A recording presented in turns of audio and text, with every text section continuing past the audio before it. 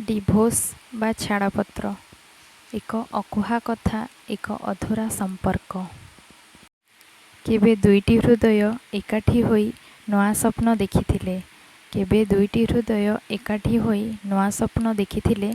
ହାତରେ ହାତ ଧରି ସାରା ଜୀବନ ସାଥୀ ହୋଇ ଚାଲିବାର ପ୍ରତିଜ୍ଞା କରିଥିଲେ।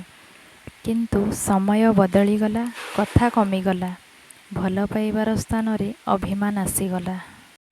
ଛାଡ଼ପତ୍ର ଏକ କାଗଜ ହୋଇପାରେ।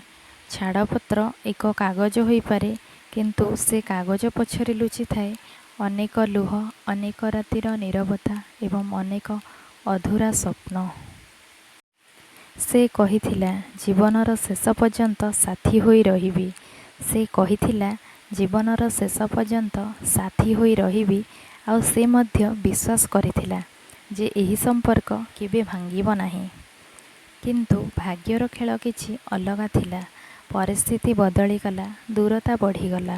ଆଉ ଯେଉଁ କଥା ଦିନେ ଅନେକ ଥିଲା, ସେଇ କଥା ଧୀରେ ଧୀରେ ନୀରବ ହୋଇଗଲା। କେହି କହେ ସେମାନେ ଅଲଗା ହୋଇଗଲେ। କେହି କହେ ସେମାନେ ଅଲଗା ହୋଇଗଲେ, କିନ୍ତୁ କେହି ଦେଖେନି ସେମାନେ କେତେଥର ନିଜ ମନକୁ ବୁଝାଇଥିଲେ, କେତେଥର ଭଙ୍ଗା ସମ୍ପର୍କକୁ ଯୋଡ଼ିବାକୁ ଚେଷ୍ଟା କରିଥିଲେ। ବିବାହ ଭାଙ୍ଗିବା ସହଜ ନୁହେଁ, କାରଣ ସେଥିରେ କେବଳ ଦୁଇ ଜଣ ନୁହେଁ, ଦୁଇଟି ପରିବାର, ଅନେକ ସ୍ମୃତି ଓ ଆଶା ଜଡ଼ିତ ଥାଏ। କେବେ କେବେ ଅଲଗା ହେବା ମାନେ ହାରିଯିବା ନୁହେଁ।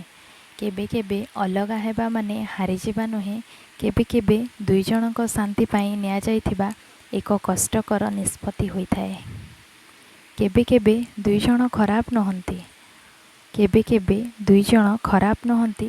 କେବେ କେବେ ସମୟ ଓ ପରିସ୍ଥିତି ସେମାନଙ୍କୁ ଦୂରେଇ ଦେଇଥାଏ। ତଥାପି ମନର ଗୋଟିଏ କୋଣରେ ରହିଯାଏ ସେଇ ପୁରୁଣା ଦିନ।